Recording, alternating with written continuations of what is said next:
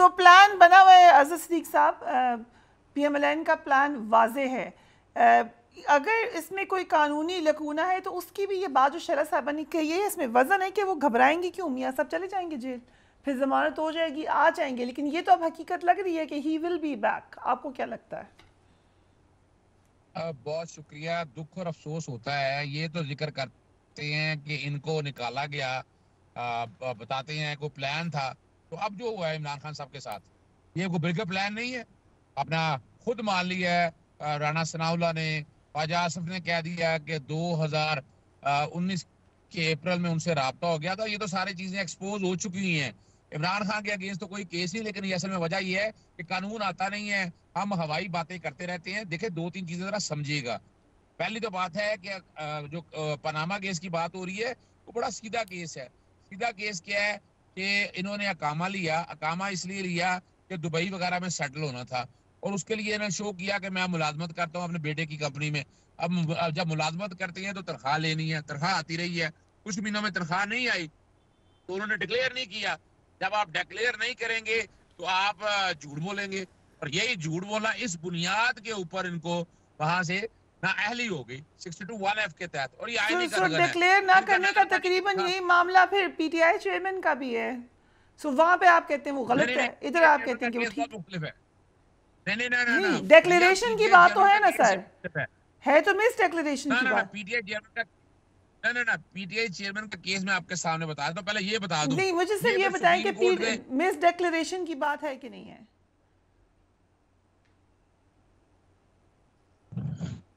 Ajay miss साहब? Declaration, Imran Khan ने तो कोई मिस डेक्लेरेशन नहीं ना की। उनको उनको 62(1)(f) में डिस्क्वालिफिकेशन नहीं है उनकी। उन, यहाँ मिस डेक्लेरेशन आ गई 62(1)(f) में। फिर वही नहीं रुकता, फिर फ्लैट्स आ गए एवनफील्ड के, एवनफील्ड का, और वो सारी जब चीजें आई, अल अजीजिया, 2 रेफरेंस में सजाएं हुई हैं। एक में 10 साल सजा हुई है, एक में 7 साल सजा हुई है। जुर्माना भी हुआ अरबों रुपया। फिर ये कह के 4 हफ्तों का मुल्क से बाहर भाग गए। अभी ये अदालतों से किसने कहा कि जैसे ही पाकिस्तान में आएंगे, लैंड करते ही इन्हें अरेस्ट कर लिया जाएगा, और अरेस्ट करके ये कहाँ जाएंगे? अडयाला जेल के अंदर। पहले इश्तिहारी खत्म होगा, इश्तिहारी खत्म होने के बाद फिर अगर इनकी अपील मेरिट पे सुनी गई तो जमानत नहीं होती होती इसमें, इसमें सस्पेंशन होती होती है। ये बकायदा जब सजा याफ्ता एक आदमी हो तो फेस करना है अपील के दौरान। तो यानी ये नहीं कहना कि जमानत हो गई है, जमानत हो जाएगी, हम आएंगे सड़कों पे। भाई, किसने जाना है? 21 अक्टूबर को जब आपने आना है, तो इसका मतलब क्या है कि आप डरे हुए थे, आपको पता था कि ये क्या हालात और वाकयात है। आप समझ सकते हैं चीजों को सामने रखकर। मेरी आवाज आ रही है? जी आ रही है, आपकी आवाज़ आई है। सो आपको लग रहा है कि अच्छा, जेल मैं इस जाएंगे बात को नवाज शरीफ अगर वापस आए तो?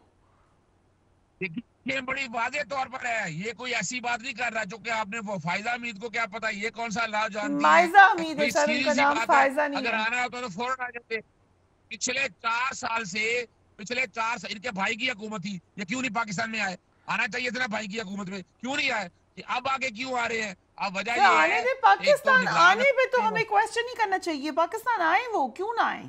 Y should we stop someone from नहीं, कमिंग टू चार पाकिस्तान? साल क्यों नहीं आए? देखिए ना, अपना वजह ये है कि 4 साल क्यों नहीं आए फरिया। अदालत से 4 हफ्ते की इजाजत लेकर गए थे। अगर अभी आ रहे हैं तो कोई अर्जी 100 बिस्मिल्लाह आए।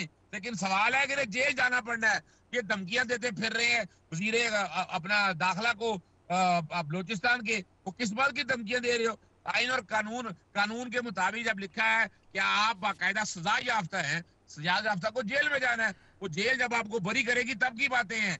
2 अपीलें पेंडिंग पड़ी हुई हैं उसी डर और खौफ से। और मैं बता दूं आपको, ये चले, 21 अक्टूबर को एक ये बात कही बताएं थी। आज़ाद साहब, धमकी देने पे तो हम कुछ नहीं कह सकते, वो सियासी धमकी दे सकते हैं।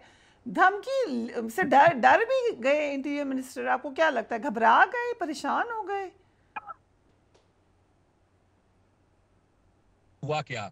हुआ ये, उन्होंने कह दिया मैं लिख के दे दो। अभी इलेक्शन हुए नहीं, वो कह रहे हैं मैं लिख के देता हूँ, मैं चौथी दफा का वजीर आजम। अब यहाँ से अंदाजा लगाए ना।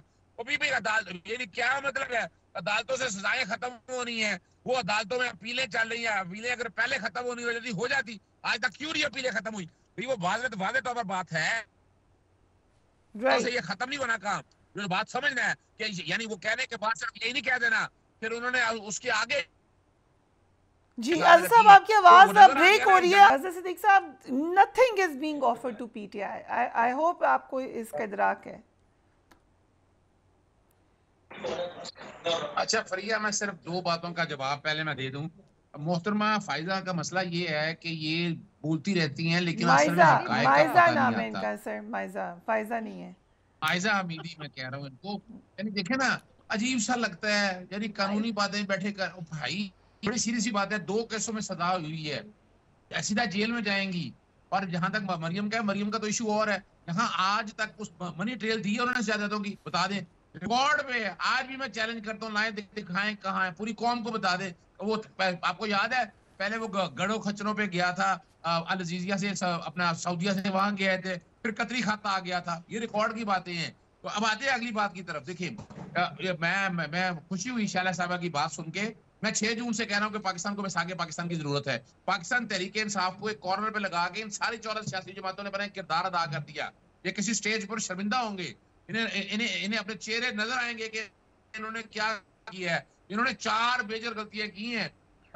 जब 3 अप्रैल को असेंबली तहलील कर दी थी 2022 को, इन्हें आगे इलेक्शन की तरफ चले जाना चाहिए था, नहीं किया। फिर पंजाब के इलेक्शन की जब बात आई, खैबर पख्तूनख्वा के 90 दिन में इलेक्शन करा देने चाहिए थे, नहीं कराए, एक एजेंडे के तहत चल रहे थे। फिर सेक्शन 57 में तरमीम कर दी। भाई वो सदर का इख्तियार है, इनके आर्टिकल 48 के तहत या 105 के तहत गवर्नर का इख्तियार है। इन्होंने इख्तियार वो इलेक्शन कमीशन को दे दिया। फिर मुश्तरका मुफादात काउंसिल में बैठकर आपस में बैठकर ये तय कर दिया कि जनाब हल्का बंदी का ताल्लुक ही कोई नहीं है। ये वो सारे जो सारे आपने ये गलतियां गिनवा दी। शैला रज़ा इसमें कुछ ऐड करना चाह रही हैं। शी इज देखिए रेजिंग हर हैंड। एक मिनट उनकी बात सुनें। जी शैला, आप क्या ऐड करना चाह रही हैं? आपकी गलतियां बताइए अजहर जावेद साहब, अजहर सिद्दीक साहब। देखिए, मोशन ऑफ नो कॉन्फिडेंस और उसके थ्रू गवर्नमेंट जाना, ये पाकिस्तान की तारीख में पहली दफ़ा हुआ। आप एक प्रोजेक्ट के तौर पर पीटीआई लॉन्च हुई थी, ख़ुद ज़हीरुल इस्लाम की वीडियो वायरल हुई हुई है कि हम इन्हें थर्ड ऑप्शन के तौर पर लाए थे। फिर किस किस को उनके साथ बिठाया गया ये एक अलग बात है, लेकिन हमारी ख्वाहिश थी कि वोट ऑफ नो कॉन्फिडेंस इनके खिलाफ पेश किया जाए। जिन पार्टीज़ ने आना था वो आ गई। हम इलेक्शन क्यों कराते? आपको नहीं बैठना चाहिए था। आप नहीं समझते कि ये गलती थी पीटीआई की कि उनको एज ऑपोजिशन बैठना चाहिए था? ये सबसे बड़ी गलती थी। उससे बड़ी गलतियां ये थी कि आपने पंजाब की और केपी की असेंबली डिसॉल्व की। तीसरी बड़ी गलती ये थी कि आप बताएं कि पीपल्स पार्टी ने जो है या किसी और पार्टी ने अपने लोगों को टिकट्स ना दिए हों। 4th क्वार्टर था, कहाँ से इलेक्शन के पैसे आते? नहीं आ सकते थे। अब 5वीं गलती जो है, जो आप कह रहे हैं इस वक्त कि हमने इख्तियारात दिए हैं, तो भाई हम तो सीधा वो आपने बात की कि सीसीआई में जब हम बैठे हैं तो उस वक्त ब्लॉक के रिजल्ट्स नहीं आए थे, और उस वक्त भी हमने ये कहा था कि ब्लॉक के रिजल्ट्स नहीं आए, लेकिन उससे पता चल रहा है वैसे जो आप जो मदद शुमाई की इजाफा नहीं आपकी सिंध की सीटें रीएडजस्ट हो रही हैं, वैसे उसके ऊपर भी अगर आप कमेंट कर लें कि आपको फायदा हुआ है या नुकसान हुआ है इसका? देखिए, ये तो अभी वक्त आएगा तो पता चलेगा। कल से आज ही तजवीज करदा नई हल्की बंदियों के मुताबिक तो जनूबी कराची की नशिस्तें 2 से बढ़ाकर 3 हो गई। खैबर जी, दूसरी बात यह है कि जब भी कोई कानून बनाया जाता है with the subject of the constitution बनाया जाता है, और हम बार बार यही कह रहे थे कि डिलिमिटेशन की ज़रूरत नहीं है।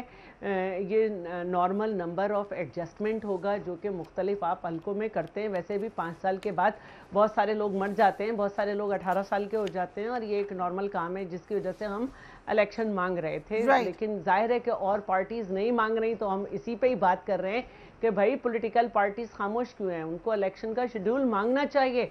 सबसे बड़ी पार्टी नून लीग है, उसे इलेक्शन शेड्यूल मांगना चाहिए।